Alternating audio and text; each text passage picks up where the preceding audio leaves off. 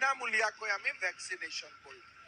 এতিয়া যেতিয়ালৈকে মোৰ ঘৰত বেমাৰ নহয় তেতিয়ালৈকে মই গম নাপাম, কিন্তু বেমাৰ হোৱাৰ দিনাখন ডক্টৰে ক'ব চাৰ্ভাইকেল কেঞ্চাৰ, কিন্তু আমি বুজি পাম যে এইটো ভেকচিন ল'লেতো এইটো নহ'লহেঁতেন। লাহে লাহে কেঞ্চাৰৰ ভেকচিনৰ গৱেষণা চলি আছে। আজি আমাৰ চাৰ্ভাইকেল কেঞ্চাৰৰ ভেকচিন ওলাইছে, লাহে লাহে বিভিন্ন প্ৰকাৰৰ কেঞ্চাৰৰ ভেকচিন ওলাব আৰম্ভ কৰিব। গৱেষণাবিলাক বহুত আগবাঢ়িছে। এই কথাবিলাক চৰকাৰসমূহে যেতিয়া গম পায়, চৰকাৰসমূহ যেতিয়া সেনচিটিভ হৈ থাকে, মানুহৰ নিডৰ প্ৰতি, মানুহৰ প্ৰয়োজনৰ প্ৰতি যেতিয়া চৰকাৰ সেনচিটিভ হৈ থাকে, তেতিয়া সমাজখন বহুত শৃংখল হয়। বহুত মানুহে কয় যে অৰুণোদয় কিয় দিব লাগে, হিতাধিকাৰী হয়। আপোনালোকে চাব, আমি বুজি নাপাওঁ।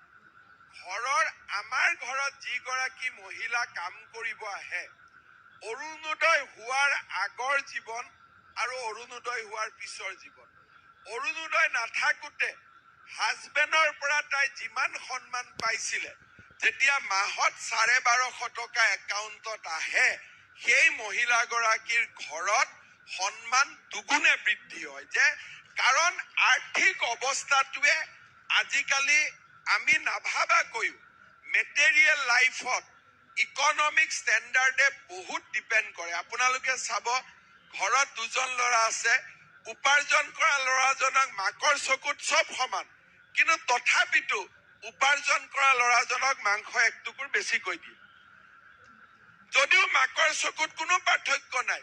কিন্তু মানুহৰ জীৱন অৰ্থনীতিয়ে নিৰূপণ কৰে। মৰম অন্তৰত যি নহওক, ই ঘৰৰ গোটেই দায়িত্ব ই লয়।